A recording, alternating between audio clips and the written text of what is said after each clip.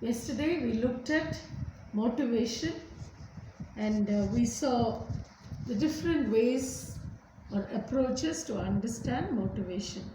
We looked at the instinct approach, the drive reduction approach, the arousal approach, the incentive approach, and cognitive approach, where there are two types: intrinsic motivation and extrinsic motivation. So we looked at how we can understand motivation through these different approaches. In continuation of that, we are going to look at Abraham Maslow's hierarchy of needs. Again, Abraham Maslow is a psychologist and he came up with a model to understand motivation. He says we go by a certain ladder to satisfy our needs step by step.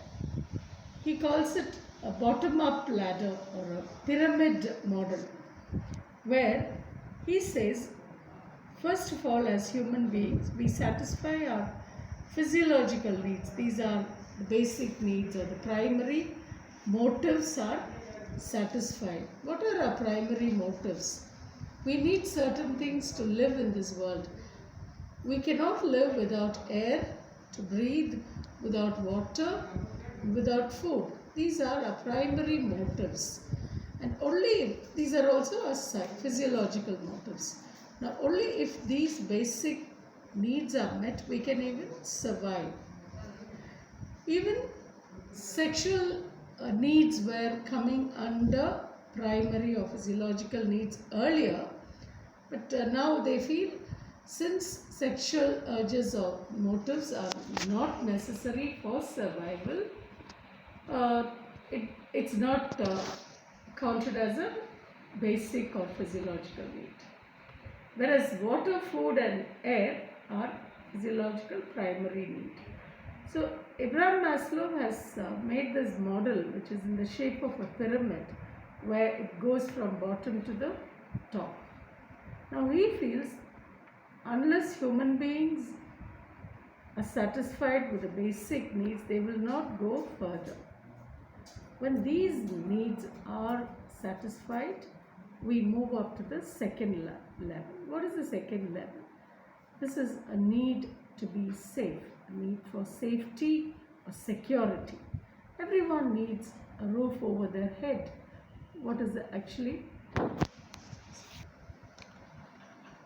So Maslow says when a human being is satisfied with his physiological needs, then he will go on to the safety need. That is having a shelter to stay, a house for a person, which is again another very basic need. So that's about safety and security. The third one is social need. Only when the first two are met that the person will even think of socialization, to want to be associated with others. And here comes the needs for wanting to belong to. Here comes the sense of belongingness, want to be part of a group, part of a family. The person doesn't want to be isolated. So all human beings have this need or motivation to be belonging to somebody or some group. That's where the social needs come up. And they're very happy when they have a sense of belonging to a group or a family or a culture or a country or a class. And then when these three are satisfied, there are some who are happy to stay at this level and they feel there's nothing else to look forward to or to go forward. They feel if these are satisfied, they're quite happy. There are some who are not going to stop at this level. There's another level they want to go to. That is the next one on the ladder or the pyramid, is the motive of esteem or self-esteem. Here comes the need for being approved by other people, being praised, being rewarded, looking for awards and honor and prestige and things like that, where A person is appreciated for what he is worth, and the person feels a sense of dignity and self-esteem. He has a esteem of his soul. He can respect himself. He also wants to be respected by others, and he will do things that would bring a sense of accomplishment or achievement. So this is the next one. The last one, according to Maslow, is the stage where they come to self-actualization. Self-actualization is the stage where a person feels that he is complete, he has done all that he is capable of doing, where he has realized all his or her potential which has been given or endowed, he or she is endowed with. So this is self-actualization. If you look at some examples who are familiar, we can say Dr. Abdul Kalam was a person who knew what his potentials were, and he strived hard to reach this stage of self-actualization where he has used all his potential and resources to bring himself to a stage where he felt he could say boldly that he has accomplished all that he was supposed to. People like Mother Teresa, or there are many others in the history or in the present times where people have come to the stage of self-actualization. So Maslow feels that first we satisfy our own physiological needs, then we go on to satisfy other needs like esteem and self-actualization. Okay, so this is about Maslow's thing. Now coming to homeostasis, which you would have studied in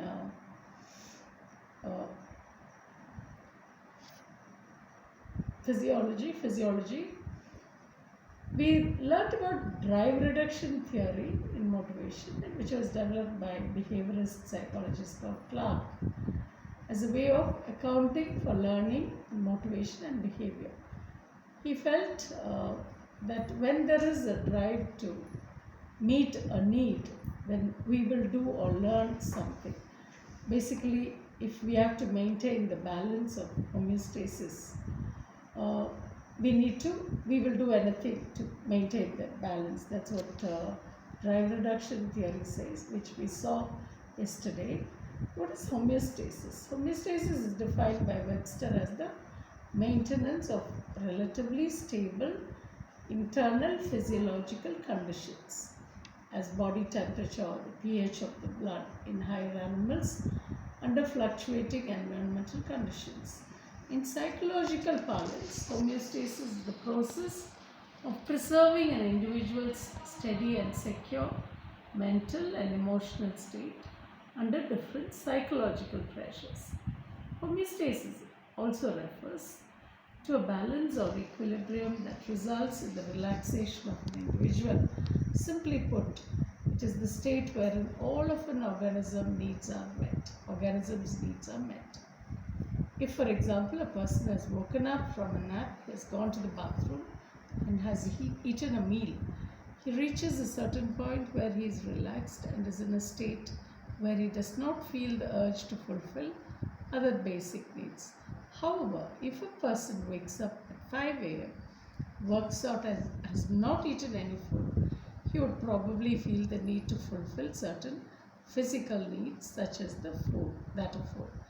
Due to the necessity to fulfill one's physiological needs, the person acts upon this need in a bid to achieve homeostasis once again.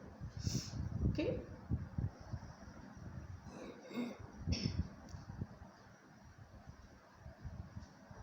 Now, drive reduction theory talks about an organism's reaction in an event where his physical needs are challenged or not met or unstable. Because of the disturbance in the organism's level of homeostasis, there is a development of a drive to fulfill that particular or specific need to bring the individual out of its comfort. So the two main terms used are drive and reduction. According to Clark Hull, drive refers to a state of tension or arousal caused by a biological or physiological need. These needs may range from primary drives as hunger, thirst, and the need for warmth, and to the secondary or social drives such as social approval and money. Regardless of the type of drive, all drives are assumed to bring about an undesirable condition that necessitates reduction. When someone is hungry, he feels certain discomfort accompanied by a growing need to fulfill his hunger. This is where the drive reduction comes in. Same way, when he's in a state of discomfort, whether it's hunger or shelter, he feels the drive to reduce the discomfort. So he will either seek food or he will go to a place of shelter so that his drive is met, the discomfort is removed. As time passes, the drive is often intensified. If it's not met, the drive will be intensified because of the discomfort also intensified. So to reduce the discomfort such as hunger the person is currently feeling, he'll go to the store, buy food, cook and then eat. So how he fulfills, when his needs are fulfilled, homeostasis comes back to the normal balance, and then the drive is reduced because the need is fulfilled.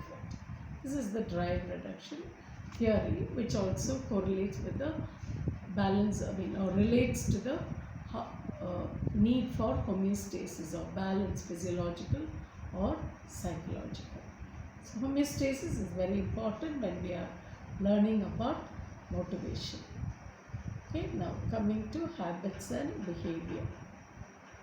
And Spence believed, these are two psychologists who believed that the notion of drive reduction is a main contributor to learning and behavior. As the cycle continues and repeats itself, we learn to adjust to the discomfort that we feel. In order to reduce the level of discomfort we experience, we perform an action that will allow us to gain a reward, which in this case is the reduction of the discomfort. For example, there is a test tomorrow for students, and the students are aware that the test marks are taken for internal marks. So there is a discomfort till the students take up their books and start preparing for the test, because there is always a fear, these marks are being taken for internal assessment. So that till that, if the discomfort has to go, the student has to perform an action.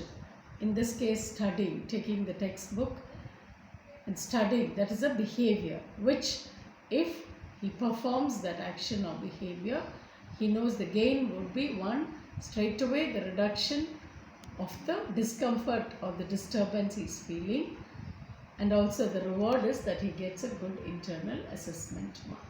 So this is what Hull and Spence believe, that this drive reduction theory contributes to learning and behavior. We learn something because there is a drive to remove the discomfort because of a specific need. The need would be to study or to eat or whatever. So this is how we are able to connect the motivation and learning and behavior specifically to drive reduction theory. For example, if a dog is given food every day, he does a particular trick such as jumping. Suppose the dog gets a biscuit every time he goes and picks up the ball. The dog realizes that when he picks up the ball, he will get a biscuit. So there is a possibility that whenever the dog feels hungry, he will go and pick up the ball and ask for food. You would have noticed when you had a dog at home. The dog knows that if it's feeling hungry, he also has learnt that by picking up a ball he gets food. So when he's hungry, what he will do is, even if You have not asked the dog will go and pick up the food and give it to the owner. So he will get a biscuit. So an incentive or reward plays an important role to create a behavior, to create a habit. Now the dog has learned to pick up the ball. Whenever the owner of the dog is playing tennis, it's helpful for the owner if the dog goes and searches for the ball and picks it up.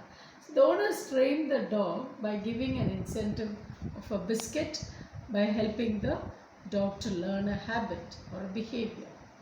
So studies show that the quicker the reward is given to an individual after it performs an action, the more effective the level of conditioning becomes. The owner cannot give the biscuit after he goes out. Right there in the place where the dog picks up, the owner has to give the biscuit. So in order for someone to develop an effective habit, the elements involved in the whole process must be clear. For example, when a dog is given food immediately after performing a jumping trick or collecting the ball, there is a greater probability that the dog will directly relate the trick to the food. And the food is given in an hour, 5 minutes, or even 1 minute after the dog performs, there is less chance that it will associate the food with the trick. However, the reward is instantly given after an action is performed. It's repeatedly done in a consistent manner. This will result in the development of a behavior.